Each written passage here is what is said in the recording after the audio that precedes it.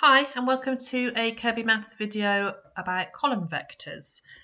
Column vectors look like this. Now usually in a textbook or an exercise from the internet, the letter is lowercase and it's written in bold and it's equal to the column vector, which is this, 3, 4, and a bracket goes around like this. The number on the top tells you whether you're moving left or right, and the number on the bottom tells you whether you're going up or down. But I will do a separate video on drawing column vectors. This is just multiples of column vectors and adding and subtracting column vectors. For the purposes of the video, because it's difficult to tell when something is in bold when I write it, I'm just going to put a line underneath, and sometimes that would also appear in an exam question or an exercise from a textbook. There would be a line underneath, and that's how we represent a vector. This vector is actually telling me that I am going along 3 units to the right, and then I am going up 4 units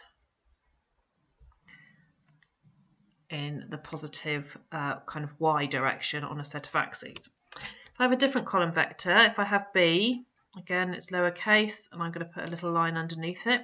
This one is -2, 1. The numbers are written always on top of one another, and try not to, I often forget when I'm doing it and I have to rub it out, try not to put a line across here making it a fraction, because you won't get any marks for that. And also don't write them side by side like a coordinate, because they're not a coordinate. This is how we write a vector with one number on top of the other. This one, B, is telling us that we are going along 2 units, this time in the negative direction, negative x direction, so that's to the left, and this would be down 1 unit, so in the negative y direction, and you can see that the signs indicate the negative x and the negative y.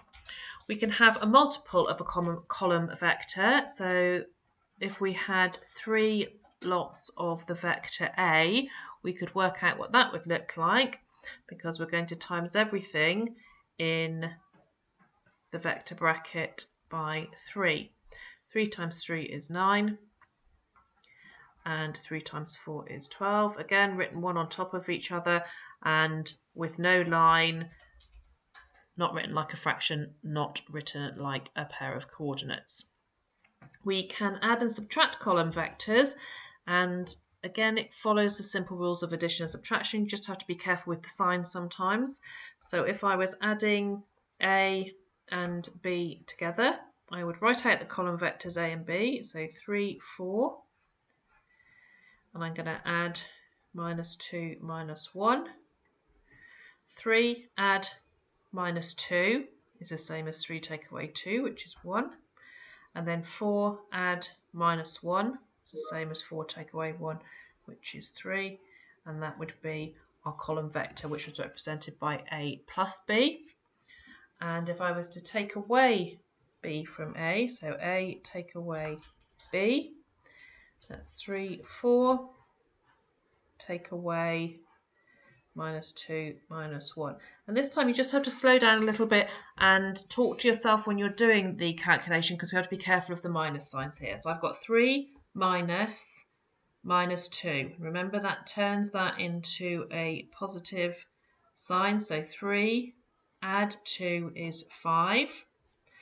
And the same thing happens with these two negative signs. So 4 minus -1 is the same as 4 add 1, which is also 5. So just to recap, column vectors are written in a column with one number on top of the other, and you can have multiples of them. So this is 3 lots of the column vector A, and you just times the column vector, each number, by how many you've got. You could have something like, say, half of B, in which case you would halve it. So that would be half of, what was B, -2, -1. So we would have half of -2 is -1, half of -1 is -0.5. and that would be the answer to half of B. So it doesn't always have to be a whole number. And we can add column vectors. We just add the top numbers together, add the bottom numbers together, and the same with subtracting. Take away the top numbers, take away the bottom numbers, and you could combine all of those things where you could have 3A add one lot of B, in which case I've already written out the 3A here, I've worked that out, so that would be 9, 12, add B, and B was minus 2, minus 1, and the answer to that is 9, take away 2, which is 7, 12, take away 1 is 11. And that would be the final answer. Thanks for watching.